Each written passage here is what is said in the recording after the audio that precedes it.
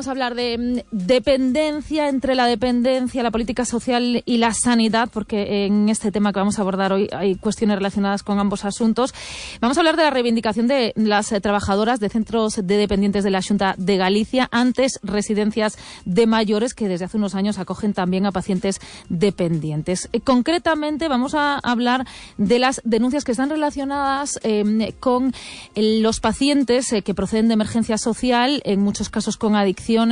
No siempre hay que decirlo, pero en muchos casos está relacionada la situación de calle con el consumo de sustancias. Son pacientes en muchas ocasiones de psiquiatría que tienen que ingresar en un centro residencial y que en Vigo se derivan a la residencia del Meixoeiro. El personal de esta residencia desde hace varios años está denunciando agresiones y situaciones de riesgo tanto para las trabajadoras como para otros residentes. Vamos a profundizar en esta realidad dejando muy claro que todos son usuarios, pacientes con sus derechos, por lo tanto, de lo que vamos a hablar es de que todos reciban un tratamiento adecuado a sus circunstancias. Ángel Paniagua, buenos días. ¿Qué tal, hola? Háblanos un poquito de esta residencia del Meixoeiro, de este CRAPT del Meixoeiro, si es que lo he dicho bien, que tantas letras es difícil. Cuéntanos. Bueno, se puede decir que hay tres tipos de residencias, ¿no? Unas son las de gestión puramente privada, las montan empresas que se dedican a esto. Y hay otras dos que son públicas, unas las gestiona directamente la Xunta y otras la Xunta contrata su gestión, ¿no? La del Meixoeiro, el CRAPT, si lo decimos bien, o Complejo Residencial de Atención a la Dependencia, es de gestión directa por parte de la Xunta. Y en realidad son dos, CRAPT 1 y CRAPT 2, que en total suman en torno a 450 plazas. Uno de ellos tiene 306 en realidad, y otro tiene 150. En principio son para personas dependientes. Es difícil conseguir plazas en estos sitios, todo se ha dicho, y por eso muchas familias tienen que recurrir a otros recursos privados. En los últimos meses, lo que nos dicen los trabajadores, en los últimos años en realidad, es que cada vez hay más ingresos de personas que antes utilizaban otros recursos, por ejemplo, hospitales psiquiátricos. Se han venido denunciando problemas de convivencia. Vamos un poco a los datos, porque bueno, pues la Xunta de Galicia tiene, digamos, un máximo de personas de este perfil que comentábamos antes, de personas en situación de emergencia social, dentro, digamos, unos baremos, ¿no?, dentro del total de residentes. ¿Cuáles son los datos y cuáles son esos baremos? Lo que nos dice la Xunta es que del total de Galicia, el dato este es de Galicia, no es en concreto del CRAPT, de las 18.000 plazas que hay, en torno al 1,7% se refieren a este tipo de pacientes que estamos comentando. Eso serían unas 300 personas ocupando estas plazas en residencias públicas de Galicia. ¿El criterio de ingreso está claro? Yo no lo tengo claro, pero espero que hoy nos lo dejen claro. Bueno, pues vamos a preguntar por este asunto y empezamos por la reivindicación de las trabajadoras. Monse Rodríguez Argibay, delegada de Prevención de Riesgos del sindicato CESIF. Buenos días, vos días. Bo día. Non é Argibay, é Arribas. Arribas, perdoa, Monse. Non pasa nada. Bernardina Porral, bo día. Bo día. Ahora sí, ahora está correcto, ¿no? Secretaria do Comité de Empresa de Benestar Social do sindicato CIGA, moi bo día. Bernardina, en primeiro lugar, quero preguntar cantos residentes hai deste perfil de emerxencia social na residencia do Meixoeiro, si é que este dato está claro.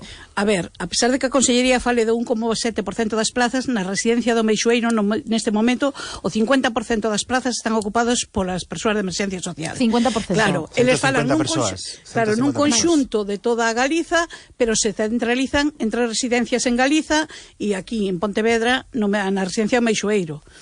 Pero é correcto, 150 persoas. En número non cho podo decir exacto, sí. Pero bueno. Son 300 nada arriba e 150 nada baixo. 50% das plazas neste momento. Por aí, máis ou menos. Que situación se están dando, Monse? A ver, o problema que temos máis acuciante é que se fixe un cambio de modalidade institucionalización de residentes, ¿no? É dicir, estas persoas pasan a estar nos centros, pero non se cambiou o modelo asistencial, é dicir, o modelo sigue sendo para atender a persoas maiores. Tal e como comentábamos outro día, non existen medidas para atender nin rehabilitar a estas persoas que veñen da rúa. Nós non estamos en contra de que estas persoas estén no noso centro e non queremos estigmatizalas en ningún momento. O que queremos é que ter as medidas adecuadas para poder atendelas. Estas persoas están normalmente na rúa, saen á calle, porque é un centro aberto, non é un centro pechado, non se lles pode facer control ni registro do que traen ou do que levan, si teñen algún tipo de arma ou si suben ou baixan algún tipo de alcohol ou de drogas. Eles poden facer uso de chamar a un taxi e vir ao centro cargados con bolsas con alcohol e non pasa nada. Iso pasa? Sí. E incluso se chegou a topar un zulo nun lateral da residencia con botellas de vodka, de xinebra. A ver, temos que recoñecer que son persoas alcoholizadas, a maioría delas, aparte de ter outro consumo de drogas, non? Chegan a trapichar dentro da residencia, chegan a facer incluso trapicheo coas pastillas, porque tampouco podemos obligarlles a tomar as pastillas, é dicir, hai persoas que non queren ser tratadas e que ao final, despois, cando entran en brote, hai que chamar ao 061, os ven atender coa policía, os levan ao Meixoeiro ou ao Cunqueiro, os atenden e non lo devolven ao centro. Pero vale. esta realidade que estades describindo sucede co 50% dos residentes? A ver, non o 50% están así neste plan, pero sí que hai a maioría. O problema maior do centro, e que non queremos que se fale de que nos estigmatizamos a estas persoas en ningún momento, as traballadoras temos claro onde traballamos e a que nos dedicamos, o que queremos é que se fagan e se tomen medidas con este tipo de persoas. As medidas son, por exemplo, en terapia ocupacional, está pensada para persoas maiores, as actividades que fan están pensadas para persoas maiores. Ti non podes poñer a unha persoa de 30 ou 40 anos a recortar papéis para facer un Papá Noel para a Navidad ou para facer os mallos. A ver, hai que ser realistas. Moitas destas persoas están aí obligadas por unha orde judicial que os interna e eles preguntan, por que estou aquí castigado? Por que me meten aquí? Eu non quero vivir na rúa. Son persoas en situación de rúa que acaban, é a pescadilla que se morde a cola, non? Son persoas que están en situación de rúa, que teñen pluripatoloxías, porque, claro, viven na rúa. Incluso temos un caso dunha persoa ostomizada, cunha bolsa de ostomía, que, claro, cando chega se lle fai o aseo completo, se lle cambia a bolsa, pero esta persoa habitualmente non cambia a bolsa e de vez en cando se vai e volve cando aos 3 días ou aos 4 días, ou porque o trae a ambulancia ou porque o trae a policía, volve a reaparecer no centro. Entonces, as traballadoras en ningún momento se negan a atendelo. O que non poden estar é sufrindo medo e sufrindo o medo que teñen aos residentes. Bernardina, cales son esas situacións máis comuns que se poden dar de poñer en risco a traballadores e a residentes, insistimos? A ver, a situación máis común e que se dá máis é porque conviven no mesmo espacio as persoas estas de emerxencia social que as persoas maiores que están na súa casa, na residencia. Comparten os mesmos espacios. Os mesmos espacios implica tamén compartir a habitación? Sí. Entonces, como comparten os mesmos espacios, hai agresións físicas, hai agresións verbais, hai roubos, é dicir, as persoas maiores viven con medo, porque eles xa non teñen a forza que teñen as persoas con multiadiccións ou patoloxías, teñen moita forza nun momento. Entonces, se sinten agredidos, se sinten roubados, andan co bolso debaixo do brazo, non queren sair da habitación, queren pechar todo, é dicir, a situación a dá a convivencia. É dicir, se atenderan en espazos distintos e con persoas distintas, non habría ningún problema. Aquí o problema non é atendelos, é que non se poden atender no mesmo espacio, ao mesmo tempo e co mesmo persoal. Estás falando de sensacións, pero feitos. Houbo agresións, sí, houbo denuncias? Agresións físicas, houbo intentos de violación, hai no xuzgado... Denunciados? Sí, no xuzgado está un intento de violación, as agresións físicas están denunciadas. Temos un informe da Inspección de Traballo demoledor que di que nos xogamos a vida en cada turno e que podemos incluso ter estrés postraumático. É dicir, o informe da Inspección de Traballo é demoledor. É dicir, a xente ten medo. Nos quedamos sin xente nas listas porque non quere ir a traballar a este centro. Algo que nunca pasou. É dicir, xente ten medo. Bueno, aparte do vosso relato, pedimos que traballadoras do centro pois que tamén nos falaran do seu día a día, non imos a dar nomes, pero sí nos os temos, que decir, cada unha destas declaracións pois é dunha traballadora que está traballando neste centro. Imos escoitar algún destes relatos. A situación no CRAP Vigo 1 é insostible. Hai pelexas entre eles e agresións a compañeiras que fai do centro un correccional improvisado, no que sofren os máis débiles como os nosos maiores. Non hai recursos, nin humanos nin técnicos, para controlar este caos de residencia. Bueno, pois este é un relato, pero temos varios, imos escoitar outro exemplo, porque van un pouco todos na mesma liña do que vos estades contando. Hai novos usuarios nos que son con diversas adiccións, ex convictos, entre eles, hai persoas con crimes de sangue. Entón, bueno, aquí temos seguridade solo de nunha garita de día, pero a partir das 9 xa non temos ningún tipo de seguridade, ningún tipo de guardia de seguridade, e de noite tampouco. Entón, de noite, super peligroso, porque esas persoas pois poden camiñan, algúns teñen problemas físicos, pero outros non, entón, poden baixar, subir. Isto que conleva, pois que viñamos a traballar con medo, porque non sabemos si poderemos volver para a casa un día. Entón, o que estamos traballando, pois eso, con moito medo. Cal é a posición das familias con respecto a isto? Non sei se houve queixas por parte das familias. Sabemos que houve queixas, houve familias que presenciaron algún tipo de agresión, incluso algún tipo de agresión sexual, pero non temos coñecemento, ou eu polo menos non teño coñecemento das medidas que se tomaron por parte do centro. Cando se leva a cabo unha denuncia pola canle interna, que pasa? Hai resolución? Sí, dase resolución por... As traballadoras estamos fartas de denunciar, pero non hai máis recorrido. De feito, o que comentou a conselleira no Parlamento foi que a petición dunha pregunta do bloque do BNG foi que nós estamos estigmatizando este tipo de persoas e nada máis alá de todo isto. Nós levamos anos traballando desde que o centro sempre tuvemos pacientes psiquiátricos, pacientes mulleres e homes con patoloxías psiquiátricas, pero isto é máis alá de unha patoloxía psiquiátrica. É patoloxía, é xente moi nova, con forza, que empurra ás persoas maiores, que lles xeneran medo, que lles fan o xesto de te voy a cortar el cuello, este tipo de cousas que, vamos a ver, nós pensamos que as persoas maiores, para nós somos a súa referencia do exterior, somos as persoas que as coidamos todos os días. Para nós é un risco psicosocial estar vivindo este medo que eles e elas nos transmiten, porque... para nós elas somos a súa familia, somos a conexión directa co exterior. Entonces, estas persoas nos manifestan a nós o medo que teñen, pois que durmen co bolso debaixo da almofada, ou que teñen medo a levantarse ao baño por toparse con algún destas persoas que pululan polo centro de noite, que veñen a deshoras. Entonces, é unha inquedanza e un temor que estas persoas que están no final da súa vida, que deberían de vivir tranquilamente, están realmente pasando mal e non entendo por qué. Bernardina, estamos falando de persoas con adiccións, polo tanto, que tamén, bueno, pois son usuarios que necesitan unha atención específica para esa realidade. Que atención reciben no ámbito sanitario na residencia? A ver, a residencia é un centro sociosanitario, non é un centro sanitario. Toda a asistencia sanitaria a reciben a través dos Sergas. É dicir, cando necesitan asistencia sanitaria máis alá dunha medicación diaria, hai que chamar unha ambulancia, ven acompañada da policía sempre, para leválos á consulta médica ou a urxencias onde sea. É dicir, sempre a ambulancia ven acompañada da policía.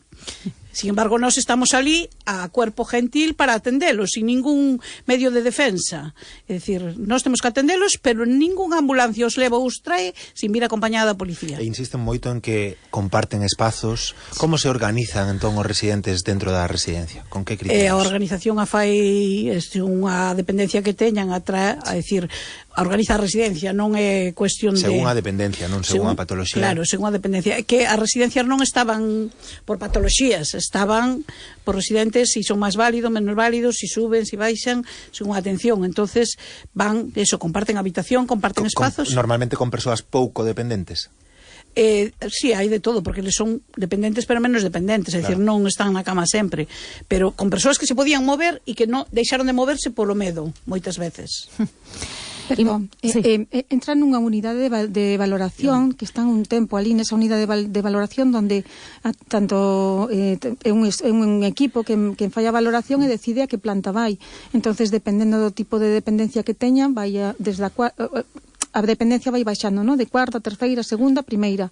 Entonces, normalmente están na cuarta planta todo este tipo de usuarios, e aí hai persoas que son que camiñan e que son andarinas, que si están nesa residencia porque teñen algún tipo de dependencia, vale? A mellor unha Alzheimer inicial ou algún tipo de dependencia que fai que estén na cuarta. Despois, según vai crecendo a dependencia, vai baixando, vanse cambiando de plantas. O habitual é que estean con outros usuarios pouco dependentes, non? Sí, pouco dependentes. Reciben tratamento para esas adiccións?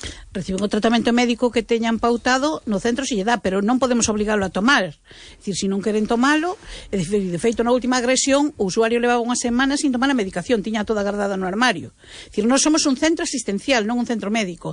Cando en psiquiatría si se lles obriga a tomar a medicación, porque hai un psiquiatra sempre ali, e se leva 2 días se lle toman outras medidas. Eu traballei no Rebullón e a situación era totalmente controlable e non se salía a estas agresións, porque estaba un psiquiatra sempre ali. Nós temos un déficit en médico psiquiatra, é dicir, as residencias non teñen un médico psiquiatra sempre ali, teñen unhas horas de consulta telefónica normalmente a semana, e estas persoas necesitan un psiquiatra sempre aquí, tanto por multiadiccións como por enfermedade psiquiátrica. Todo se trata dende psiquiatría.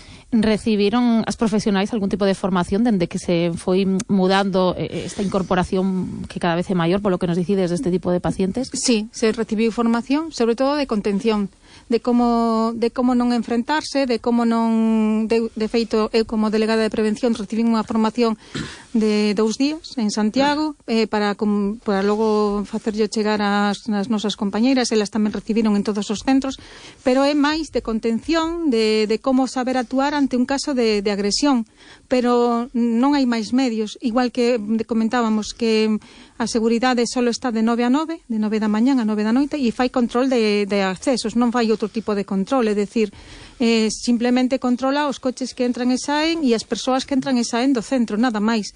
Non están para axudar en caso de que haxa unha agresión, nin temos... Non hai un garda xurado ali. No, por exemplo, nos Sergas hai garda xurados dando voltas constantemente polos hospitais, no noso caso non. E pensamos que esa non é a solución tampouco. A solución pasa por dotar de persoal, de máis persoal, para poder atender, facer unha atención máis personalizada a este tipo de residentes que tamén a reclaman. Quero decir, moitas veces estas persoas necesitan ter incluso con quen falar ou con quen contarlle as terapia súas... non reciben tampouco na residencia? Non, a terapia ocupacional e a fisioterapia, pero non hai unha terapia, o que che comentaba antes, non hai terapia específica para estas persoas. A terapia que hai é dirixida ás persoas maiores. Quero saudar tamén a Francisco Vázquez, que é voceiro da Asociación Galega en defensa do Sistema Público de Dependencia e Discapacidade Asgadet. El médico xubilado, traballou en Pontevedra, no Hospital Pontevedrés en Medicina Preventiva, se non recordo mal. Francisco Vázquez, bo día. Bo día. Coñecen esta situación dende a asociación? Sí, perfectamente. Que opinan? Bueno, creemos que as traballadoras teñen toda a razón. O problema de fondo creo que non se está abordando. O problema de fondo é que cando desaparecen, cando se fai a reforma sanitaria, tiñan que darse unha serie de pasos sucesivos de crear estruturas específicas para atender este tipo de pacientes que simplemente non se crearon, e ahora se dá un salto cualitativo. Un problema que, por exemplo, que vivín sempre un hospital, sempre teñamos problemas cos pacientes de emerxencia social, e deste hospital se ve porque ocupan moitos días camas de agudos que son moi caras, pero de pronto o Sergas toma unha resolución nominal, lle cambia o nome aos centros e de pronto empeza a meter en unos centros nos que chegar a eles é dificilísimo por las longas listas de espera que existen, e existen unhas longas listas de espera porque non hai infraestructuras. O que se necesita aquí son digamos, centros específicos para tratar este tipo de problemas, que además estaban diseñados cando se fixeron os plans de saúde mental. Estaban diseñados a creación de mini residencias, a creación de pisos comunitarios, sempre con apoio das unidades de saúde mental comunitarias. Todo eso desapareceu e de pronto se opta por unha solución que non ten na nosa opinión, razón ninguna de existencia, que é contraria aos criterios técnicos mínimos. O personal non pode ser que a formación para atender a pacientes psiquiatras sea de 2 días, con todo o meu respeto para ese tipo de formación, pero o problema é infinitamente máis complexo, e teñen que ter un apoio e teñen que ter unha dirección cotián esos pacientes desde por profesionales do campo da psiquiatría e da psicología clínica, e iso non se dá en absoluta. Eu penso que simplemente é unha solución de urxencia e non ten nin pés ni cabeza. A media de idade dos pacientes maiores das residencias sobrepasa os 83 anos. Entendes? E isto son xente moitísimo máis nova e con unas problemáticas que, bueno, por lo que describían perfectamente as compañeiras, isto é unha situación insostenible, pero, vamos, na nosa opinión, o problema está fundamentalmente en que non se desenvolveron os planes de saúde mental. Pero cando se empezou a producir este cambio, este incremento de pacientes de emerxencia social nas residencias? Se empieza a producir nos últimos 2-3 anos. Entendes? El problema é evidente que de pronto o tema agroma. Hai unha decisión do Sergas que eu non topei a lei nin a norma legal donde eso se establece, e sería estupendo se a representante da administración aquí nos di donde está, porque nos axudaría a nos a todos a entender moitísimo mellor ese asunto. Empieza a producirse a partir dese momento con unha decisión que hasta ese momento a ninguén se lle pasaba por la cabeza de mezclar este tipo de pacientes. De seguida imos a dar a palabra a Ángeles Rouco, que é directora territorial de Política Social e que está escoitando, bueno, pues moi diligentemente calada esperando o seu turno, pero antes quero saudar a Teresa Elvira, que é traballadora social do Concello de Vigo. Teresa, bos días, buenos días. Hola, bos días, que tal? Teresa, cando vos, que sodes normalmente a instancia a que se acoda administrativamente cando hai un problema na rúa destas circunstancias, cando vos atopáis cun paciente con estas características, que recursos, que posibilidades tendes para o ingreso destas persoas, destes residentes? Pois, como ben explicaron as compañeiras Paco, o problema reside principalmente en que non existen recursos específicos nin especializados, ni ningún tipo de alternativa que facilite a estas personas con patología dual, problemas de saúde mental ou consumos, personas en idade adulta, pero que realmente xa son dependientes porque non teñen un nivel de autonomía que podan valerse e cubrirse por sí mesmos as súas necesidades básicas. Non temos infraestructuras, entonces agora a opción que temos, estas plazas de emerxencia social acaban en centros residenciais especializados para maiores. E obviamente non é o recurso idóneo.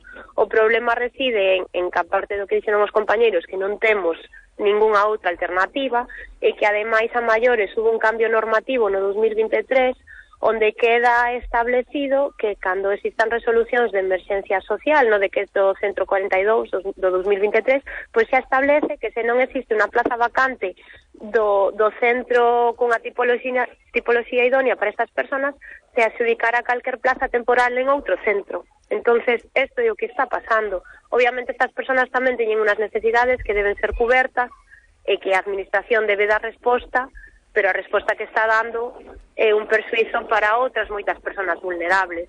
E mentras non teñamos recursos e siga o desmantelamento dos servicios sociais, como estamos vendo tanto a nivel de recursos humanos como de infraestructuras, pois non se podrá dar solución. Teresa, nos falaban agora de que pode estar en torno ao 50% o número, a porcentaxe de pacientes deste perfil na residencia do Meixoeiro. Non sei se é moi frecuente que vos cheguen a servizos sociais a vos o departamento no Concello de Vigo estas situacións. A ver, é que son situacións que pensar que en realidad é algo relativamente cotidiano, por desgracia, pois temos personas en idade adulta con patología dual ou con problemas de saúde mental ou no seu momento consumos, pero que son personas que tamén están desprotegidas gravemente, que como recolle a Lei de Servicios Sociais, o sea, situacións de emerxencia social son personas en situación de desprotección grave a calquer nivel personal, social, familiar ou de saúde. Entón, nos topámonos, sobre todo nas urbes, prioritariamente máis que nas zonas rurais, con personas en idade adulta, sen ningún tipo de apoio social ou familiar, con recursos económicos moi escasos, que teñen un deterioro importante e que chega un momento non que non poden permanecer no seu domicilio. E Teresa, a única... Hola. No, pero, desculpa. Antes dese decreto do ano 23, sí, a estes pacientes, onde se lles destinaba? Principalmente tiñamos un espacio temporal como podían ser centros como a Robleda, sociosanitarios, non? Imagínate, pois esas persoas igual chegaban a urxencias, había unha estabilización do seu estado de saúde, e se intentaba que estiveran un tempo, un plazo temporal en residencia coa previsión de que recuperasen, e con eso se recuperaban, volvían ao seu domicilio co apoio do Servicio de Axuda no Fogar. Que pasa? Que temos moitos casos que xa non se dá ese paso, ou incluso falamos de xente que está nunha situación de desprotección moi elevada, que a situación da vivenda é nefasta, igual non hai un grado de dependencia amplio, pero sí hai un nivel 1 moderado, leve, entón, que nos topamos? Que esas persoas a veces tamén se acepta a emerxencia social, tramítase, pero incluso logo son ingresos involuntarios tramitados a través do xulgado. Entón, obviamente, eso causa un conflicto moi grave co resto de residentes. Teresa Elvira, traballadora social do Concello de Vigo, moitas grazas. Gracias a vos. Ángeles Rouco, directora territorial de Política Social, bo día. Bo día, que tal? En primeiro lugar, preguntarlle por esa porcentaxe que chama atención por elevada. Non sei se vostede pode confirmar que case o 50% dos usuarios da residencia Meixoeiro pertencen a este perfil. É posible que sexa un porcentaxe alto, pero non hai que decir que ese porcentaxe sea solamente persoas menores de 60 anos. Eu asino todos os días emerxencias sociais e a maioría delas son persoas de 60 e pico anos para arriba. Que cambia isto? Que cambia? Porque a emerxencia social hai que ter en conta que a emerxencia social, como di a palabra, é unha emerxencia. Entón, ti teis que primeiro atender as persoas que o necesiten por temas, razóns de saúde, sociais, psicosociais, de familia.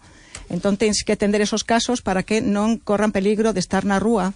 Entón, hai unha valoración, é dicir, se tramitan as emerxencias sociais dentro dos servicios sociais do Concello, dos traballadores sociais dos hospitais, dende, en principio, vamos a ver, onde hai atención directa, dos centros de saúde tamén. Entón, eles valoran que hai unha posible emerxencia social, tramitan coa solicitude tipo que temos para todo tipo de dependencia, porque hai que valorar a dependencia, e se dirixe ao noso departamento territorial, filtramos que hai unha emerxencia social, a enviamos directamente a servicios centrais, porque hai un equipo de valoración que vai a ter en conta e a ver se cumple requisitos esa emerxencia social. E se non os cumple? Se non os cumple, se denega. E que pasa con esa persoa? Pois entonces ten que valorarse a dependencia por o trámite ordinario. Hai outro recurso residencial para outros perfis, nos casos que se denega? Vamos a ver, se denega, teñen que esperar a... Pois si hai outros procedementos, vamos a ver.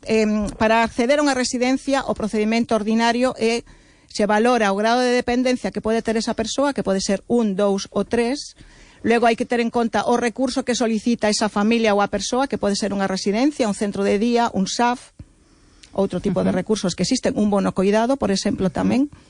E non sempre temos en conta o primeiro o que solicita a familia, o que solicita a persoa dependente. Se queren unha residencia, se valora o grado de dependencia e ten que dar como mínimo grado 1, se lle asigna unha lista de un orden de prelación no PAR, programa de asignación de recursos. Que pasa? Que con grado 1 ten moi poucas posibilidades, porque primeiro se valora o grado de dependencia, grado 3 ten máis puntuación, logo tamén se valora a capacidade económica e se asigna un número nese par. Entón, que pasa? Cando esa persoa se dá de alta igualmente no par, pero non a deixamos de atender, senón que lle damos a opción a que mentras non se lle chame, que poda ter opción a unha libranza para a residencia, un bono coidado ou calquera outro recurso. Esas son as persoas que non son consideradas emerxencia social. Se son consideradas emerxencia social, claro, polo tanto, teñen prioridades sobre todas as demais. Polo tanto, se están en emerxencia social, sí ou sí, necesitan un recurso residencial, van ao Meixoeiro. Evidentemente. Dicían desde a asociación que non teñen constancia de que isto estea especificado en unha norma, por que se guía a ver, a última normativa que temos que regula as emerxencias sociais, como dixo a traballadora social, é o decreto 142/2023 de 21 de setembro, que é o que regula o procedimento para o recoñecemento da situación da dependencia e do dereito ás prestacións do Sistema para a Autonomía e Atención á Dependencia e o procedimento para a elaboración do PIA, do Programa Individualizado de Atención. Entón, en esa normativa, no artigo 17, é onde se establece como se tramitan os procedementos dos supostos de emerxencia social. E aí se especifica que van ao que antes eran as residencias e agora son centros de dependencia. Si se solicita a traballadora ou traballador social que solicita isto. Pode solicitar tamén un SAFE, a emerxencia social tamén poden solicitar por non pararnos máis no tema administrativo, que sí que me parecía relevante que isto estea fixado en algún sitio, pero teñen recibido queixas ao respecto destas situacións e denuncias? Sí, somos coñecedores de que existe unha situación de risco de violencia nestes centros, e de feito para levar a cabo esa mellora se están constituindo, se fixeron reunións no Departamento Territorial antes do verán, na data en 5 de xuño e 4 de xullo, se fixeron reunións cos seguintes asistentes: o Departamento de Psiquiatría do Hospital Álvaro Cunqueiro, con técnico de Servizo de Prevención de Riscos Laborais, conmigo, que a directora territorial, director do CRAP,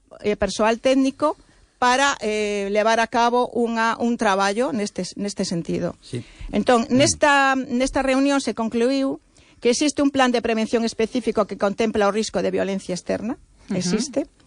Se vai realizar unha evaluación de riscos que analice tanto riscos de agresión física como riscos psicosociais. De feito, o pasado día 11 de decembro se constituiu un primer grupo de traballo e planificación de avaliación de riscos laborais do CRAP de Vigo 1. O método basease na aplicación dun cuestionario individual, anónimo e confidencial ao persoal. En esa constitución do grupo de traballo, os asistentes foron unha delegada de prevención de comisións obreiras, un delegado de UCT, etcétera.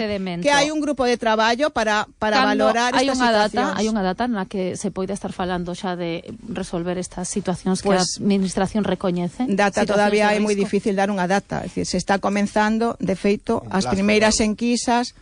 Non podo falar diso de momento. Se está empezando, un nunca sabe cando se poden por fin os procedementos. Intentarase que sea o máis áxil posible. Se valoran medidas transitorias? Se están valorando transitorias, a que te refires? Que mentres non haxa, un plan específico para resolver esa situación, si se poden poñer en marcha medidas para conter un pouco as denuncias ou as situacións de risco que se poidan dar. As denuncias, como xa sabedes, se fai unha denuncia, se considera que hai que abrir un expediente sancionador, se están abrindo expedientes sancionadores.